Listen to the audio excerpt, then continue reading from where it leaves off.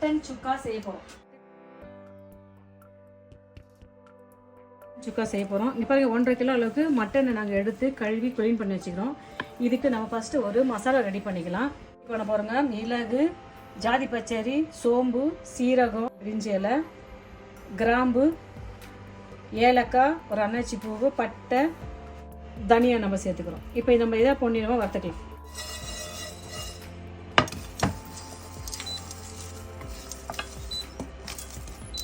கொஞ்ச நேரம் ஆற வச்சுட்டு பொடி பண்ணிக்கலாம். இதை கொஞ்ச நேரம் அப்படியே ஆற வச்சுட்டு நம்ம பொடி பண்ணிக்கலாம்.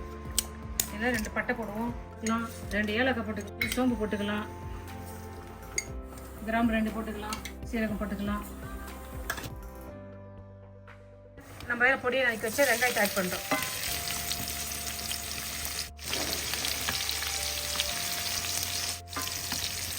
சும்மா 1.5 டீஸ்பூன் அளவுக்கு நம்ம இஞ்சி பூண்டு பேஸ்ட் சேர்த்துக்கிறோம்.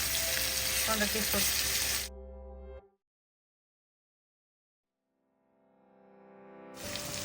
ரெண்டு பச்சை மிளகா, 3 பச்சை மிளகா போட்டுக்கலாம். அதில்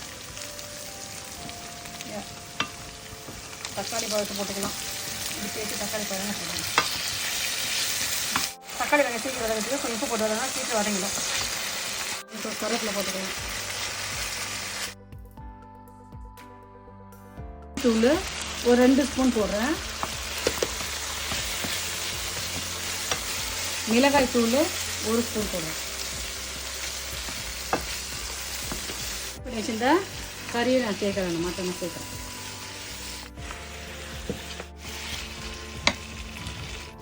மஞ்சள் தூள் சேர்த்துக்கலாம். இதெல்லாம் சுத்தமாக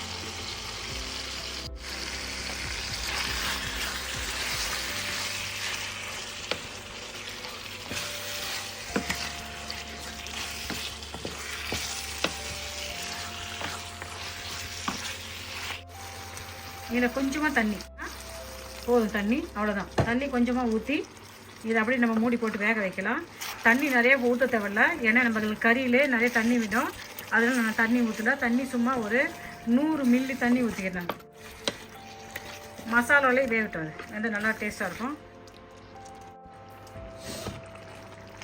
அப்படியே நல்லா வேகட்டும். கொஞ்சம் நம்ம மூடி போட்டு இதை கொஞ்சம் நேரம் வேக வைக்கணும்.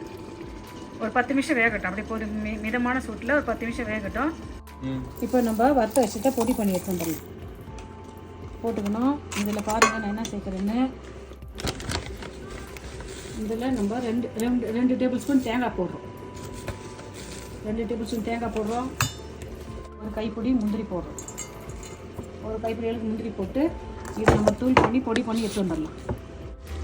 பார்க்கலாமா? 10 நிமிஷம் ஆகிடுது. பாருங்கள், நல்லா கறி அழகாக வெந்திருக்குது. அப்படியே அடிப்பிடிக்கிற அளவுக்கு நம்ம அழகாக பிடிச்சிடும். தண்ணியெல்லாம் கொண்டுது.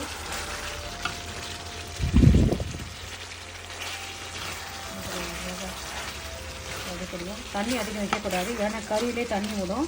உங்களுக்கு விருப்பம் இருந்தால் கறியை அவிச்சிட்டு கூட இனிமேல் சேர்க்கலாம். நான் கறியை அவிக்கல, இப்படியே போட்டு இந்த மசாலாலே வேக வைக்கிறேன். இந்த மசாலாலே வேக வச்சா இன்னும் எல்லா மசாலாவும் அந்த கறிக்கு இன்னும் கொஞ்சம் நல்லா டேஸ்ட்டாக இருக்கும். நம்ம பொடி பண்ணி வச்சதில் இந்த பொடியை நம்ம இதில் ஆட் பண்ணிக்கலாம். நம்ம வறுத்து பொடி பண்ண மசாலா பொடியை இதில் ஆட் பண்ணிக்கலாம். ஆட் பண்ணிவிட்டு அப்படியே நம்ம கிண்டிடுவோம்.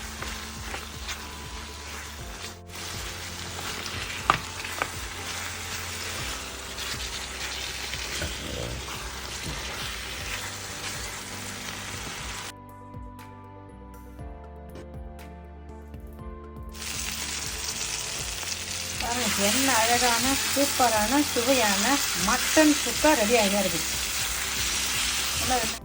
கொத்தமல்லி தழை தூவிடலாம். இதனால் அழகாக கொத்தமல்லி தழை தூவிட்டா மட்டன் சுக்கா சாப்பிட்டு பார்க்கலாமா? சாப்பிட்டு பார்க்கலாம். என்ன அழகான சூப்பரான சுவையான மட்டன் சுக்கா ரெடி. மட்டன் சுக்காவுக்கு ரசம் செஞ்சு வச்சுக்கிறேன். பருப்பு ரசம், சாப்பாடு. இதே மெத்தடில் நீங்கள் ஒரு மாதிரி செஞ்சு பாருங்கள். மட்டன் சுக்கா, பருப்பு ரசம், சாதம் செஞ்சு பார்த்துட்டு உங்கள் கமெண்ட் எனக்கு சொல்லுங்கள். பாய். தேங்க்யூங்க.